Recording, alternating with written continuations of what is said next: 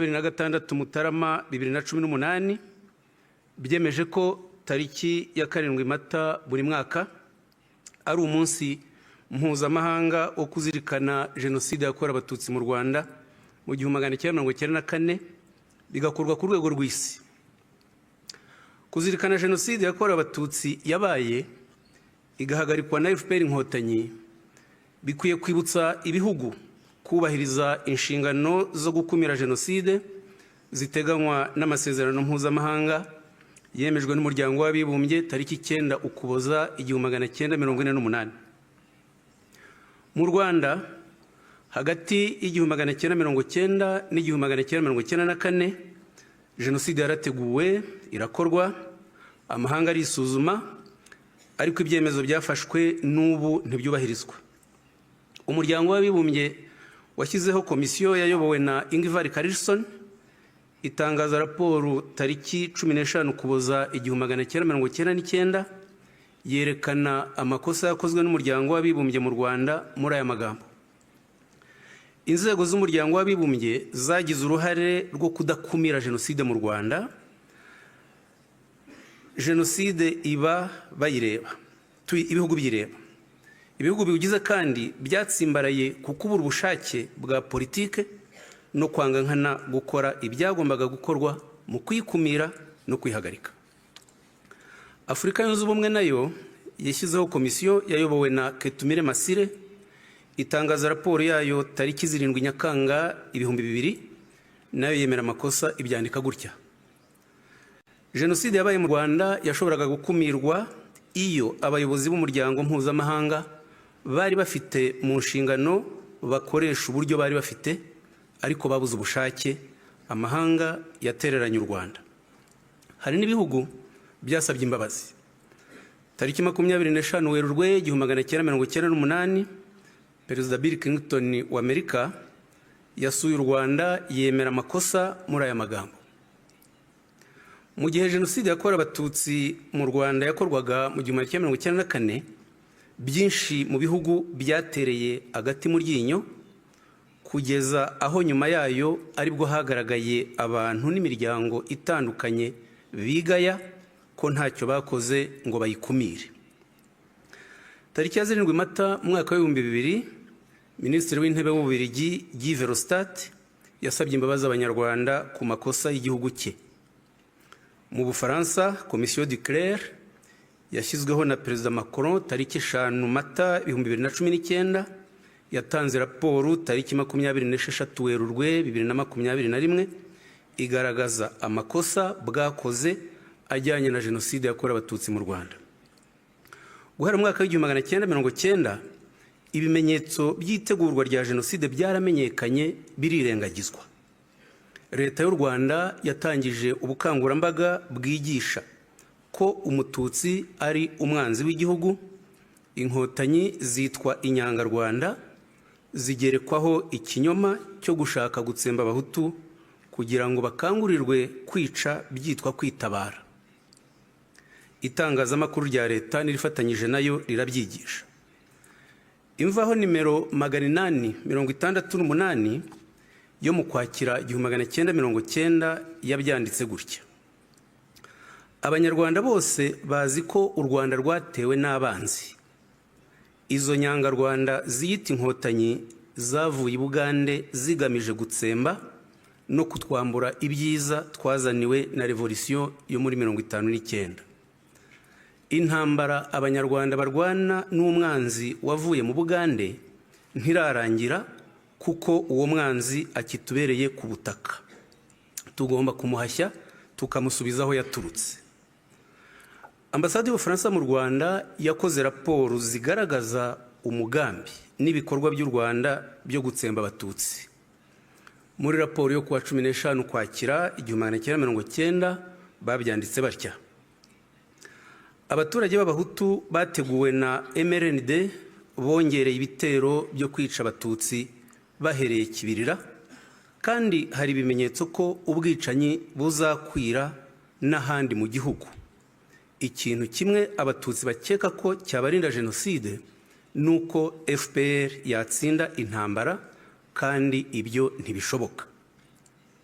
mu 1991 General Vare wayoboraga ubutwererane bwa gisirikare mu Bufaransa yasuye u Rwanda abonana n'umukuru wa gendarmerie y'u Rwanda Colonel Rwagafirita amutangariza gahunda ya jenoside muri aya magambo: Abatutsi ni banyamuke, tuzabatsemba. Abajandarume bazafatanya n'abasirikare barangize ikibazo cy'abatutsi, abagore, abana n'abasaza hose mu gihugu, kandi ntibizaba birebire, ni bake cyane. General Vare yabikoreye raporo ndetse ubu yanabisohoye mu gitabo. George Martre wari ambasaderi w'Ubufaransa mu Rwanda kuva mu 1989 kugeza 1993 yasobanuriye abadepite b'Abafaransa itegurwa rya jenoside avuga atya ati: mu 1990 byarabonekaga ko hazaba jenoside. Colonel Serubuga, umugaba mukuru wungirije w'ingabo z'u Rwanda, yashimishijwe n'igitero cya FPR kuko kuri we cyatangaga urwitwazo rw'iyicwa ry'abatutsi. Gutinya jenoside byatumaga abatutsi bahorana ubwoba. Serubuga yashyigikiye jenoside, aherekeza umujyanama wa Perezida Habyarimana Léon Mugesera iwabo mu Ngororero, bakangurira gutsemba abatutsi tariki 22 Ugushyingo 1992. Mugesera atangaza gahunda ya jenoside muri aya magambo ati: hari inyenzi zohereje abana gufasha inkotanyi, ni kuki tudafata abo babyeyi tukabatsemba? Ni kuki tudatsemba abo bantu? Tugomba guhaguruka tugakora. Gukora nyakubahwa Perezida wa Repubulika byasobanuraga kwica, ni naryo Perezida Sindikubwabo yakoresheje tariki 19 Mata 1994 ashishikariza jenoside iwabo i Butare. Umugambi wa jenoside waturukaga kuri Perezida Habyarimana ubwe, kandi byatangiranye n'ubutegetsi bwe.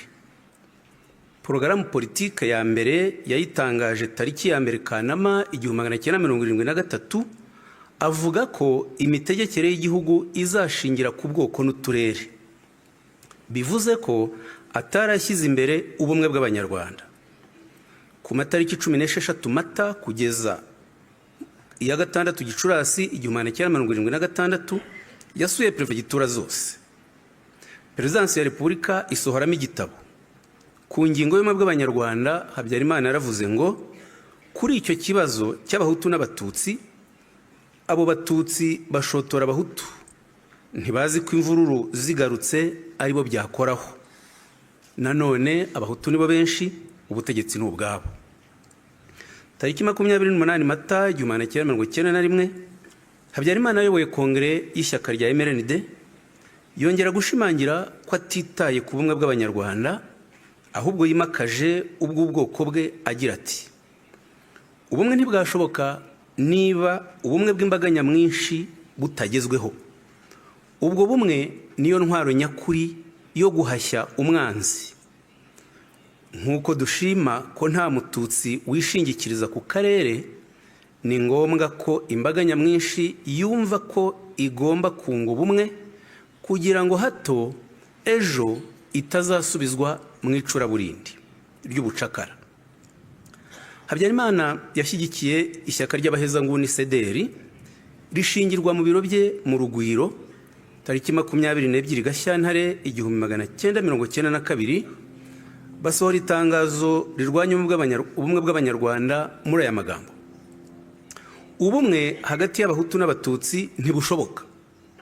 Abatutsi bafite ibibazo byabo, abahutu nabo bagomba gushinga amashyaka yabo yita ku bibazo by'abahutu.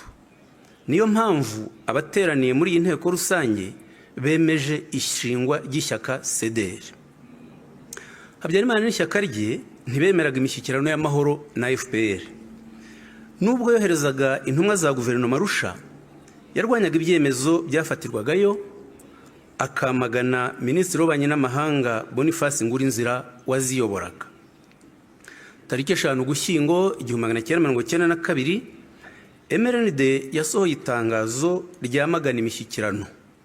Habyarimana abisubiramo tariki 15 Ugushyingo 1992 muri mitingi mu Ruhengeri, atuka Minisitiri Ngurinzira agira ati ntagende afindafinda ibintu ngo yazanye urupapuro ngo bwazanye amahoro.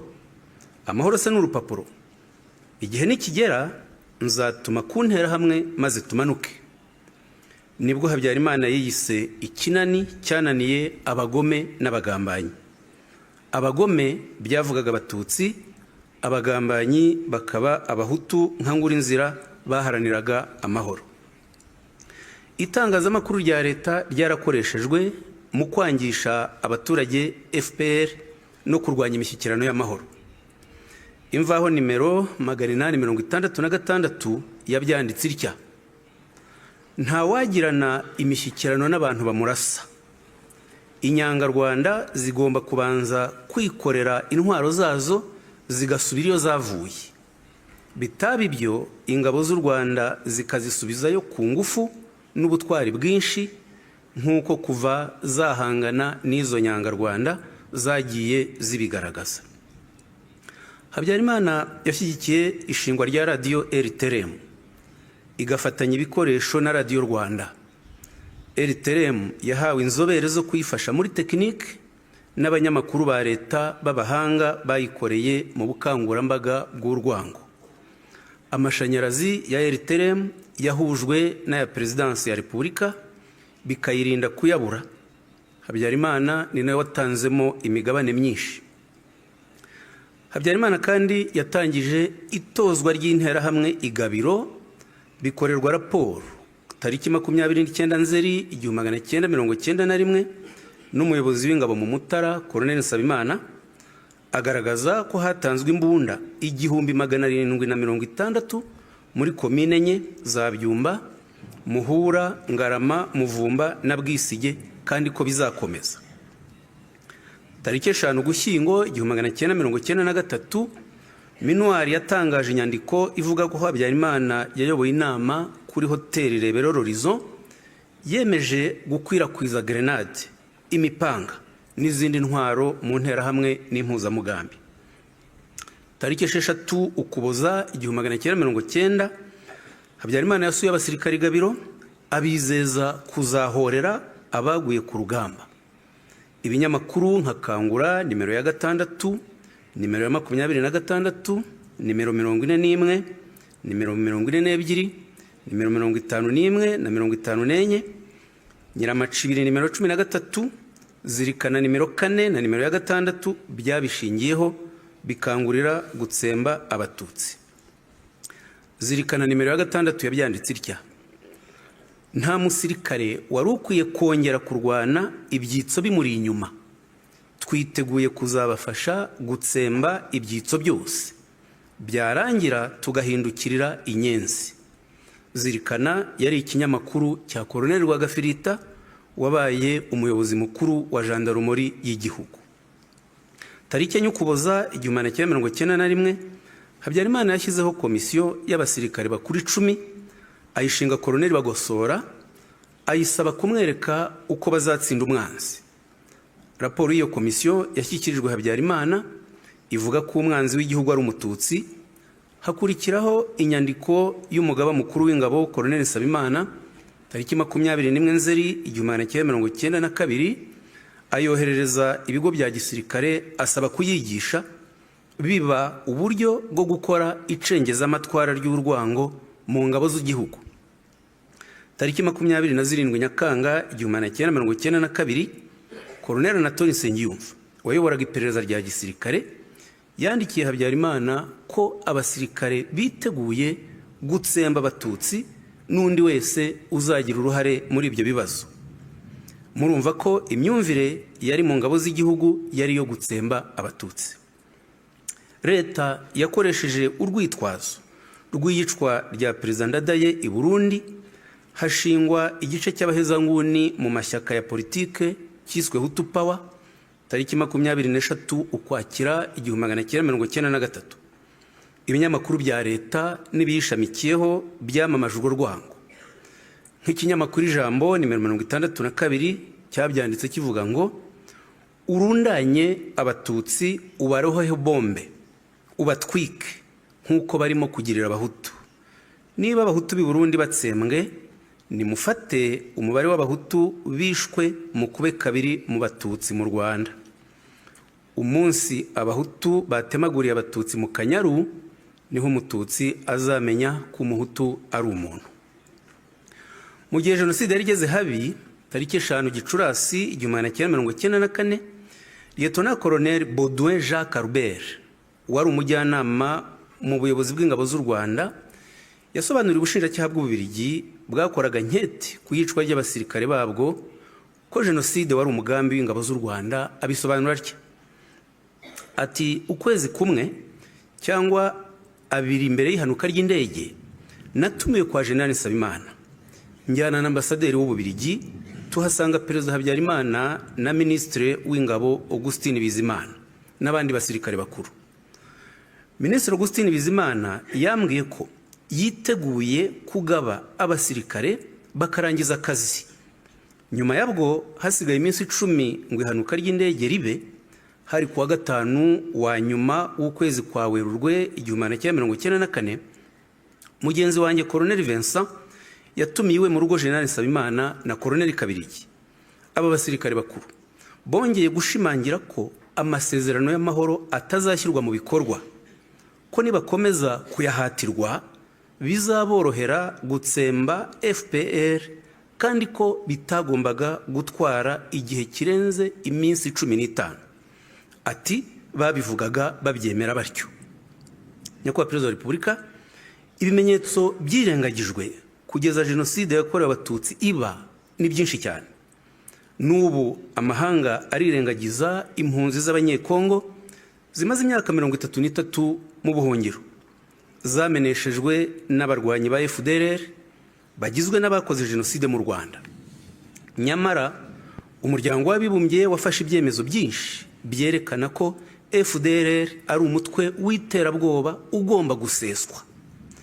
Nk'icyemezo 1804 cyafashwe mu mwaka wa 2008 kibivuga gutya ngo: duhangayikishijwe n'uburambe bw'ibyaha bibangamira uburenganzira bwa muntu n'ibinyuranyije n'amategeko mpuzamahanga bikorwa na FDLR, Exfar, Interahamwe n'indi mitwe yitwaje intwaro ikomoka mu Rwanda ikorera mu burasirazuba bwa Repubulika ya Demokarasi ya Kongo.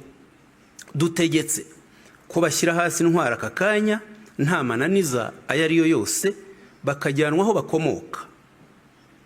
Turasaba ibihugu byose bigize umuryango w'abibumbye gufata ingamba zose za ngombwa, bigahagarika inkunga y'amafaranga, iy'ibikoresho n'indi yose itangwa n'abenegihugu cyangwa itangirwa ku butaka bwabyo, ihabwa FDLR, Exfar, Interahamwe n'indi mitwe yitwaje intwaro ikomoka mu Rwanda ikorera ku butaka bwa Repubulika ya Demokarasi ya Kongo, yaba yo ubwayo cyangwa mu nyungu zayo. Ibi byemezo Kongo ibirengaho ikinjiza FDLR mu ngabo zayo, MONUSCO ibirebera nk'uko minuari yarebereye itegurwa rya jenoside mu Rwanda. Abategetsi ba Kongo bahamagarira urwango nk'uko byakorwaga mu Rwanda hagati y'1990 n'1994.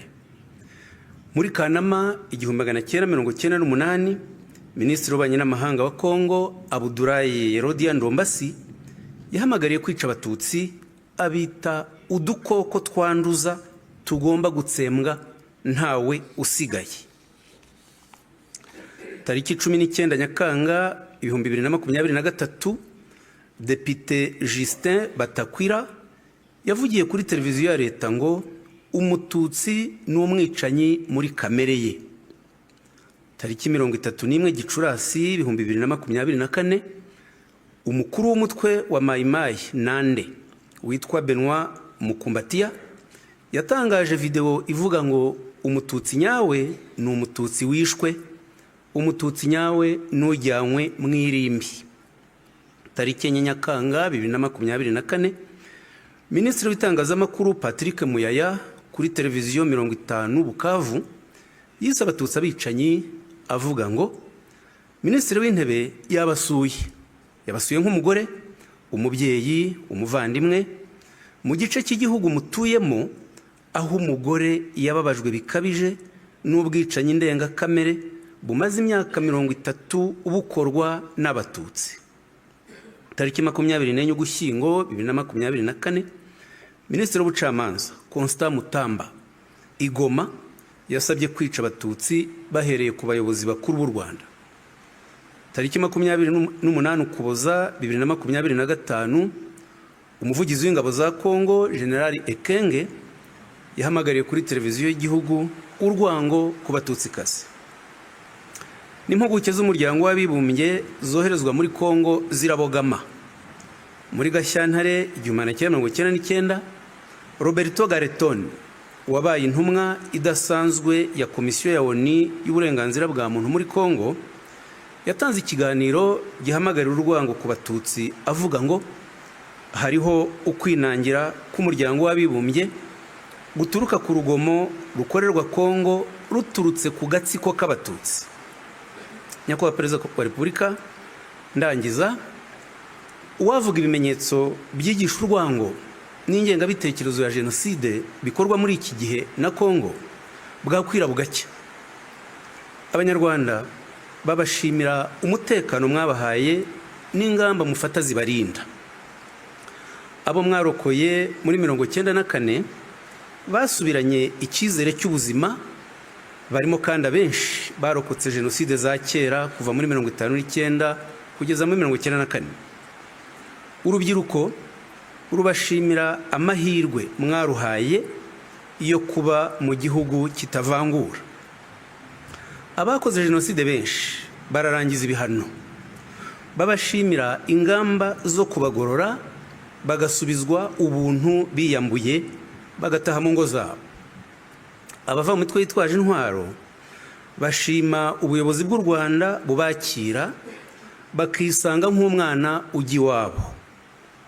Hari benshi baba mu mahanga bitandukanya n'ikinyoma gikwizwa n'abakoze jenoside cyangwa ababaye imbata y'ingengabitekerezo yayo, bagataha mu rwababyaye rukabakira, bakaba babashimira imiyoborere myiza y'u Rwanda ibasubiza ishema ry'igihugu cyabo.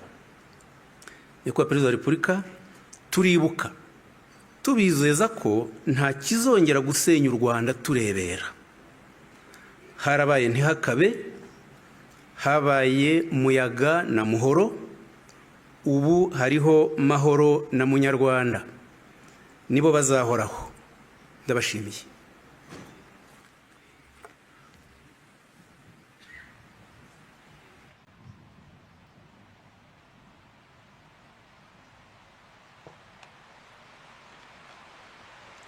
Arakoze Minisita kubw'ikiganiro tugejejeho. Twigiyemo byinshi bidufashije kumenya neza amateka y'igihugu cyacu. Nyakubahwa Perezida wa Repubulika,